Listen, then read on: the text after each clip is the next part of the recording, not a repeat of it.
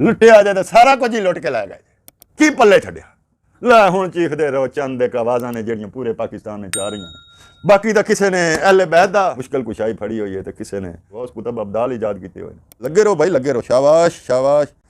कोई कसर छड़नी नहीं सारे उज़र अपने तू खत्म कर दो मिटा दो अल्लाह पाक दी दोज़ख बड़ी वसी है जेड़ा आखे कि मैं पुत्र दे सकना दियां दे सकना सूफीज़म दी कोई किताब जाके उठा वो आखसी मेरे हत्थ बड़ा कुछ मैं था कुतब ते गौस बन गया जिमें ईसाई हज़रत ईसा वाल निस्बत करते हैं ना यह बेली जेड़े हजूर अलैहिस्सलातु वस्सलाम वाल नादे अली दी निस्बत कर बैठे इसे तरह साडे वाले बेली जेड़े ने इन्होंने कोई किताबां भाई गौस ते कुतब अब्दाल है अखिया जलालुद्दीन सयूती साहब ने किताब लिख दी है हदीसां पेश कीतियां ते सारियां ही बाजू ते गड़ियां होईयां हदीसां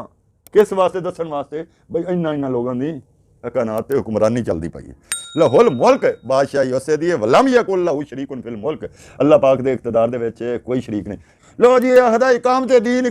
ने नवा लफज काढ़ लिया मौला मदूदी ने की कीता है अगर नवा लफज काढ़ लिया है तुसी पप्पू प्यारे मौलवी नवा लफज कोई नहीं है कुरानी लफज है हुण तुहानू नहीं पता जिस गल दा तुसी जदों अताई इख्तियारात दे नां ते दुकानां चमकाउणियां ते तुहानू अलूयत कित्थों समझ आवे तुसी जदों लोकां नू वरगड़ा के ते वोट लैके ते उत्ते असैंबली विच गुलशरे जा उठाउणे तुहानू अलूयत कित्थों समझ आवे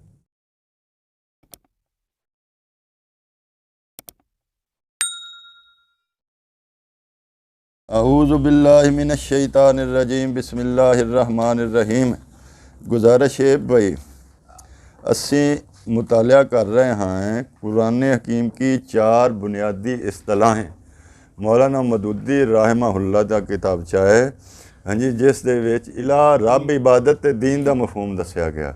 अच्छा जी इला दा मफहूम असी पढ़ रहे हैं आयात इला जदों असी ला इलाहा इल्लल्लाह पढ़ते हैं तो मौलाना फरमाते हैं कि 3 चीज़ों की नफ़ी आटोमैटिकली मुशरिकीन तो हो जाती है एक तो हर जिहड़ा मुशरक है गैरुल्लाह को दुआ करता है उसकी नफ़ी हो जाती है कि गैरुल्लाह की मुश्किल कुशाइयत ख़त्म ला इलाहा इल्लल्लाह जदों पढ़ते हैं दूजा गैरुल्लाह दा वास्ता वसीला किसी बुत नूं आखना किसी कबर ते खलो के आखना कि मेरा यह काम करा के दो या चंद के सामने खलोना चंद भी तो मंदिर बने हुए ना सूरज के बने हुए हैं चंद दे तारियां दे उन्होंने आखना कि साडा काम करा के दो जदों असी ला इलाहा इल्लल्लाह पढ़ते हैं वास्ता वसीला ख़त्म अच्छा तीसरी चीज़ जदों असी ला इलाहा इल्लल्लाह पढ़ते हैं तो शरीयत साजी का अख्तियार सिर्फ बारी ताला कोल है वो किसी चीज़ के बारे दसेगा ए हलाल है ए हराम है होर किसी को कोई नहीं है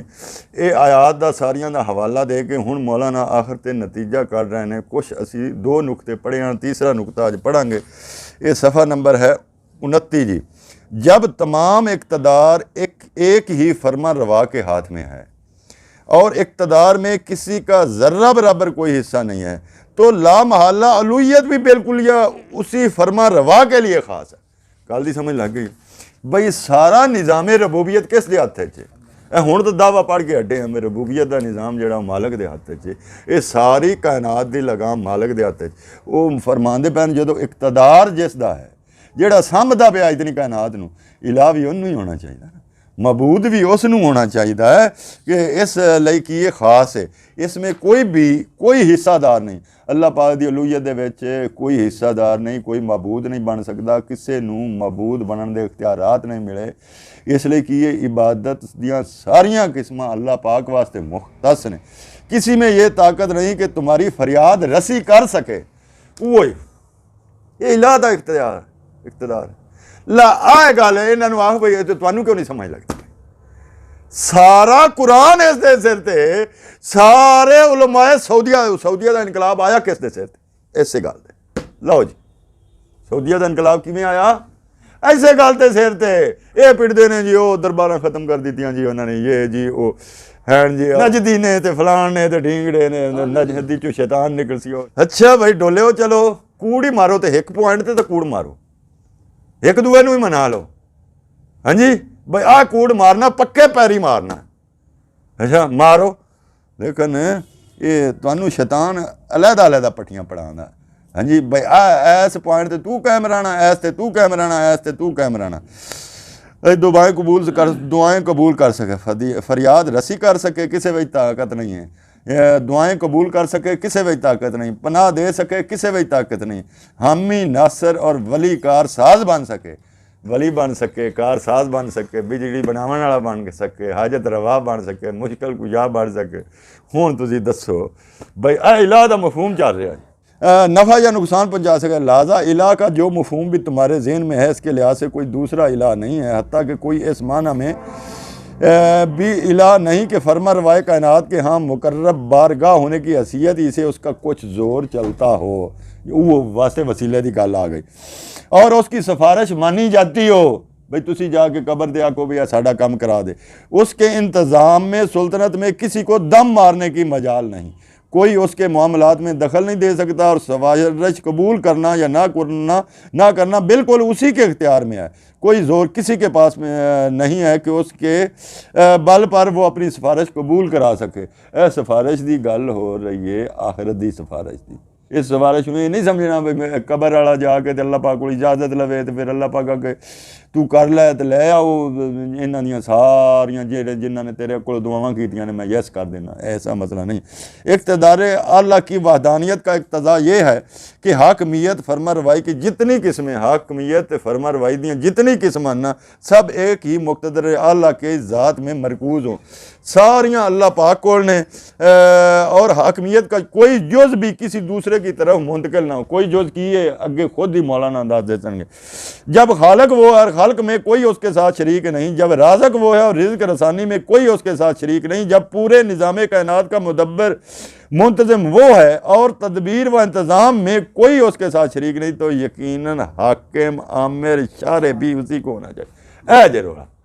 अल्लाह ही दसेगा हराम हलाल, शारे भी वो बनेगा, हाकम भी वो बनेगा, हुकूमत भी वो करेगा। यह जी है ना आ साढ़े 73 का कानून की है पाकिस्तान का, भाई जिन्ने कवानीन बन सन ना वो कुरान और सुन्नत के मुताबिक बन सन। कुरान और सुन्नत तू हट के ये अलहदा गल है कि एक भी कानून कुरान और सुन्नत के मुताबिक नहीं बना सकते पे। जिस तरह उसकी और इक़्तिदार की उस एक में भी किसी के शरीक होने की कोई वजह नहीं, जिस तरह उसकी सुल्तनत के दायरे में उसके सिवा किसी दूसरे का फरियाद रस और हाजत रवा और पनाह दहिंदा होना गलत है। लो जी सारी गल आइयो रोला यार, आइयो रोला। जिस तरह वो आखते हैं कोई हाजत रवा मुश्किल कुशा नहीं बन सकता, इस तरह किसी दूसरे का मुस्तकिल बिलजात हाकिम और ख़ुद मुख्तार फरमा रवा और आज़ाद कानून साज होना भी गलत। वो आखते हैं भाई वो अपने तौर पर हुक्मरानी मुस्तकिल बिलजात की है, अपने तौर पर हुक्मरानी नहीं कर सकता। वो अल्लाह के अहकाम मखलूक के खुदा ते नाफज करने वाला है, बस इन्ना काम है उनका। हाँ जी, तखलीक और रिज़्क़ रसानी, एहया और इमातत, तस्खीर शम्स व कमर, तकवीर लैलो नहार, कज़ा और कदर, हुक्म और बादशाही, अमर और तशरीह, सब एक ही कुली इक़्तिदार व हाकमियत के मुख्तलिफ पहलू हैं। उन्हें आगे सारिया चीज़ां जिन मर्जी इन्होंने विचों ना लै लो, ये अल्लाह पाक वास्ते ही ने। और ये इक़्तिदार व हाकमियत नाकाबिले तकसीम है, ये तकसीम नहीं हो सकती। हाकम कोई बन जाए, इला कोई ये फरियाद रस कोई बन जाए तो अलूयत कहीं रदी रह गई। जदों तुसीं मान लिया कि ना आ मुतलक हाकम है, वो अलूयत ख़त्म कर बैठे। जदों किसी ने तुसी मुश्किल को शाह बना लिया, वो अलूयत ख़त्म कर बैठे। अगर कोई शख्स अल्लाह के हुक्म की सनद के बगैर किसी के हुक्म को वाजिबुल अतात समझता है, भाई आखदा भी मियाँ अल्लाह के हुक्म की लोड़ नहीं है, पार्लीमेंट जिमें मर्जी कानून बनावे, ये साढ़े ते मनना फ़र्ज है। हाँ जी, ये समझदा भी अल्लाह की तरफों मनना साढ़े ते फ़र्ज है। मसलन जिमें आ बिल पास किया हा तो आप आखिर नहीं जी हुक्मरान ने तो मनना फ़र्ज है अल्लाह की तरफ, तो वो वैसा ही शिरक करता है जैसे कि एक गैर अल्लाह से दुआ मांगने वाला शिरक। जिमें गैर अल्लाह को दुआ मांगने वाला मुशरिक है ना, ये तो अपने जमात इस्लामी वाले बेलियां कई बड़े भुलेखे ने। और अगर कोई शख्स सियासी माना में मालकुल मुल्क और मुक़्तदर आला और हाकम अलल इतलाक होने का दावा करता है, तो उसका ये दावा बिल्कुल उसी तरह खुदाई का दावा है जिस तरह फ़ौक़ो तबई माना में किसी का ये कहना कि तुम्हारा वली व कारसाज और मददगार व मुहाफ़िज़ मैं हूँ। अच्छा जी, उन्हें आख्या इवें ही कोई आखदा ना मैं बादशाह तो मेरा हुक्म चलसी, वो इवें ही है जिमें कोई आखे मैं वली हाँ तो मेरे को हाजत रवाई के इख्तियारात ने, मुश्किल कुशाई के इख्तियारात। ये अल्लाह का गल है, रसूलुल्लाह सल्लल्लाहु अलैहि वसल्लम ही नादे अली पढ़ते पे। हाय हाय लुटे आ जाए तो सारा कुछ ही लुट के लै गए। हाँ जी, की पल्ले छड्या लै हुण चीखते रहो चंद एक आवाज़ां ने जड़ियां पूरे पाकिस्तान में चाह रही ने। बाकी तो किसी ने अहले बैत का दामन फड़िया होया कि जी असी दामन फड़िया होया, मुश्किल कुशाई फड़ी हुई है, तो किसी ने गौस ते कुतब ते साढ़े वाले बेलियां ने गौस कुतब अबदाल ईजाद किए हुए हैं। हाँ जी, लगे रहो भाई लगे रहो, शाबाश शाबाश,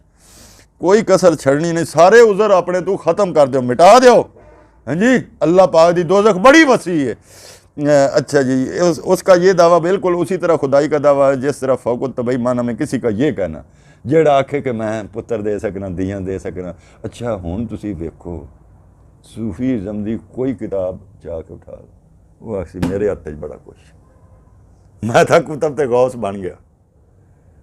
हाँ जी, जिमें ईसाई हज़रत ईसा वाल निस्बत करते हैं ना, तो आ बेली जेड़ा हजूर अलैहिस्सलाम वाल नादे अली दी निस्बत कर बैठे, इस तरह साडे वाले बेली जेड़े ने इन्हों को भी किताबां ने भाई गौस ते कुतब अबदाल है। अखिया जलालुद्दीन सयूती साहब ने किताब लिख दी है, हदीसां पेश कीतियां ते सारियां ही मौजूद ते गड़ियां होईयां हदीसां किस वास्ते दसन वास्ते बई इन्ना लोगों की कायनात ते हुक्मरानी चलती पई है। अच्छा भाई,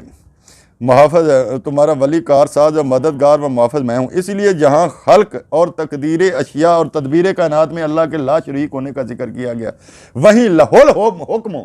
बादशाही भी उसदी है, हुक्म भी उसदा है, लहोल मुल्क बादशाही उससे दी है, वलम यकुल लहू शरीकुन फिल मुल्क। अल्लाह पाक दे इक़्तिदार दे विच कोई शरीक नहीं, कि किसी नूं भी दावा नहीं, वो भी अल्लाह पाक दे अहकाम दे तहत आज तू दे निज़ाम चल सीगा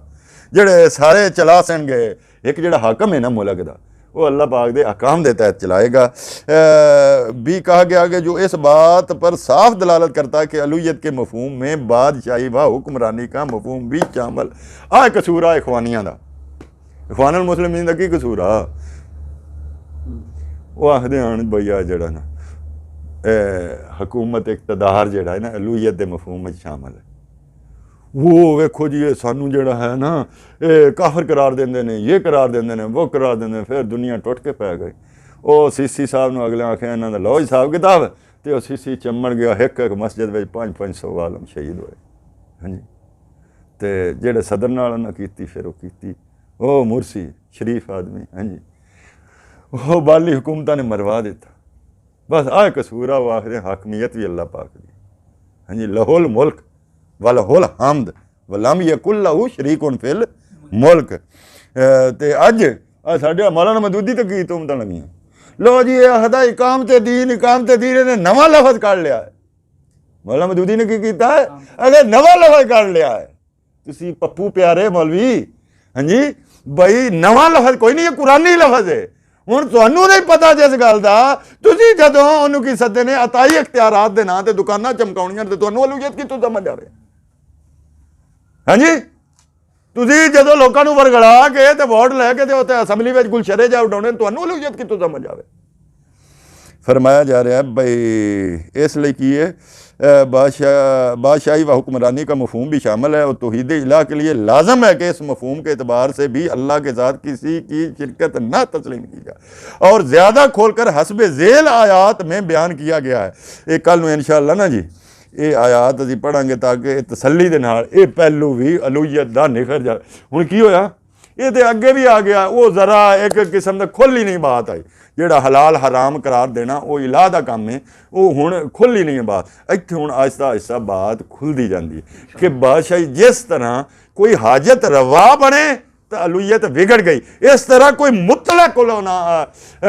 बादशाह अपने आप नूं आखे कि मैनू कुरान और सुन्नत की जरूरत नहीं, वो भी शिरक बनया, वो भी शिरक बनया और वो भी भोगसी ते वो भी भोगसी। वाखिर दावाना अनिल हम्दुलिल्लाहि रब्बिल आलमीन।